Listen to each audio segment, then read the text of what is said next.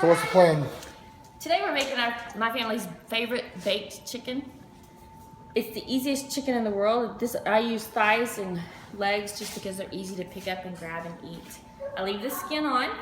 You'll use your EVOO and just cover all the chicken in the pan so that it's soaked with it, just all over it. This is not the pan that you'll actually bake it in. You'll use one of the grill pans, and I'll show you in a minute, so that the juice drains off of it. You don't want the chicken sitting in the juice. That way it kind of gets crispy. But once you get this on all of the chicken,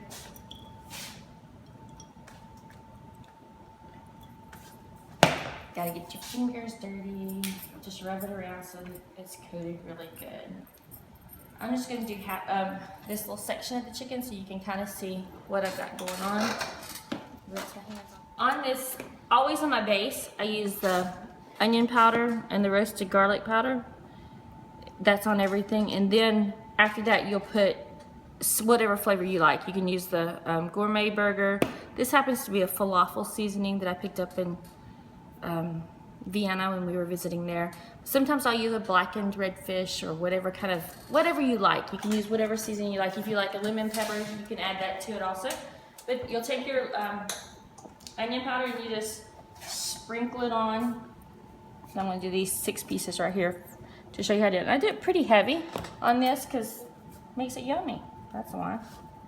And the roasted garlic powder, you can use just the regular garlic powder. It's fine too, but I like the taste and the flavor of the roastedness of it. Let me get that What's done. going on with your oven while you're doing this? I've just got it heating to 325 because that's where it's going to cook and how, the temperature it's going to cook at. And you put your seasoning on pretty heavy so that it sticks and that flavor gets into your chicken. Pat it in there, mush it on. Do you only put it on the skin side? Oh no, you're going to turn it over and do the other side too. Same way you did this side, on all sides. Just flip them after you get that far. And what I do here on chicken thighs, you know how that has that little flap of skin that's over it? You want to keep the skin because that's going to lock the moisture into your meat and make it yummy. But whenever you're doing it, go ahead and open it up. Open those thighs up so that you get to the actual meat so seasoning can We'll just do this. After you get that done, then of course your olive oil's got to go all over everywhere so that everything sticks to it here. Why do you use EVOO versus oil? It's a good healthy oil. Doesn't change the flavor of the meat. It works. You could use canola. You could use whatever you wanted, whatever you have.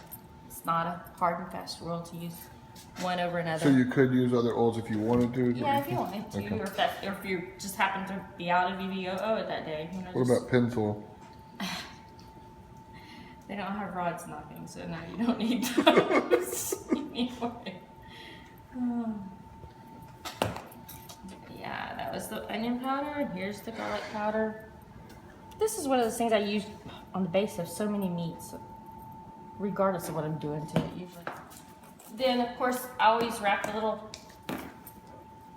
critter back up in its little nice little thing that like it came from the store. Go ahead and wrap them back up, and then you're going to season the outside of that skin too. Because, okay, honestly, what's the best part of chicken besides the skin? It's my favorite part. Yeah. Okay, wrap it up, and then of course do the same process again.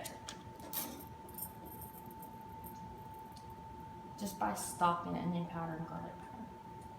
Make a big batch of this because it's one of those things. Once it's cooked, it can just go into Ziploc bags in the refrigerator. Family can grab it on the go, pop it in the microwave as they head out the door to soccer practice, dance practice, whatever your family happens to be into that week.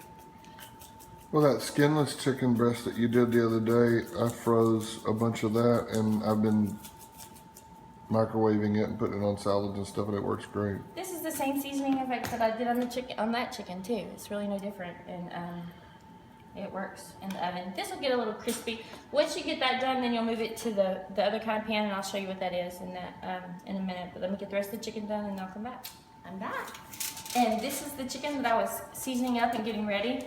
Another thing I wanted to tell you is whenever you're seasoning the legs and thighs, anytime you can lift the skin back and put the seasoning directly on the meat and then cover it back up with the skin, that way whenever it cooks, you get moisture on both the skin and the meat. It just makes it taste a little bit better. And curry, nobody This knows. thing.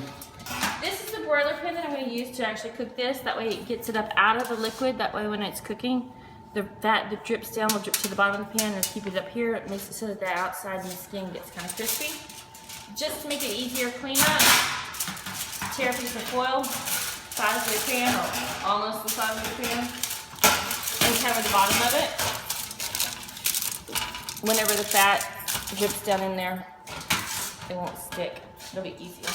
Yeah, you put that there, and before you cook, something I like to do on this is I'll use my oil here and just drizzle it on the sides where there's not the holes, and then you use your fingers just to kind of spread it around, or paper towel probably would work better, so that it gets oil all over it so that it doesn't stick, and again, it makes for an easier cleanup. Same principle as when you're grilling.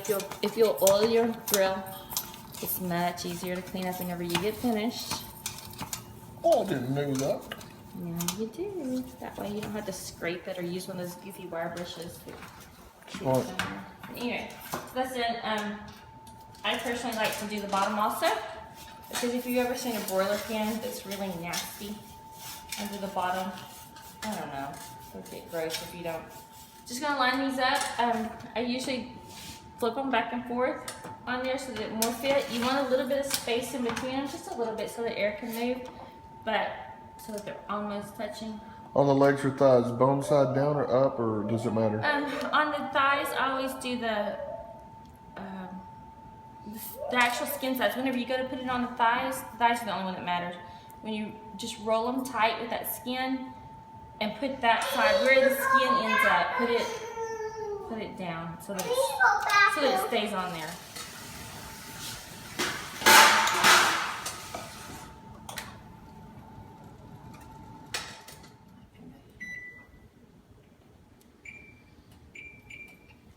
The oven's set to 325. It's good to go. It's still preheating. It's at 291. That's close enough for right now. What we're going to do is go ahead and put this pan in there. Actually, my rack is one load lower than what it needs to be. Can you give me a hot pad there? About the second one. Wow, in the face. Okay, the second one down is about where you want your rack at. And then, like, I'm going to actually have 2 trays of it, so I'll actually have room to put the other one in. Sometimes I'll put water in the bottom of the pan. I don't know. Makes it a little more moist, so you've got half a cup of water in the bottom of your broiler pan. Put that in there. Set your timer for 1 hour. 60 minutes and start. In about 30 minutes, I'll come through and kind of turn everything over just so that it gets crispy on both sides. And then an hour from now, we'll have yummy chicken. It's time to eat chicken because it's now done. This is a good piece. I just love the way it's, you can tell it's all crispy and brown and yummy. You can see how the bone is kind of poking out there and the meat's kind of pulling away from it. And see how the meat's pulling away down here where I'm holding it too. That's one way you can tell it's done. The chicken, at one point, see the little black stuff that's right here? That's actually chicken blood, but now it's no longer red. That's also another way to let you know. Whenever it's not done, it'll kind of be oozing that bleedy looking yucky chicken stuff. And you'll come out with chicken that looks this good, and hope your family enjoys it as much as mine does. What are you serving with this? I actually am going to have just good old fashioned rice-a-roni. My family loves it, so got a big old pot of that. I'll make a plate of it, and everybody at my house will be happy with a salad, and they're good to go. Bye-bye. See you later.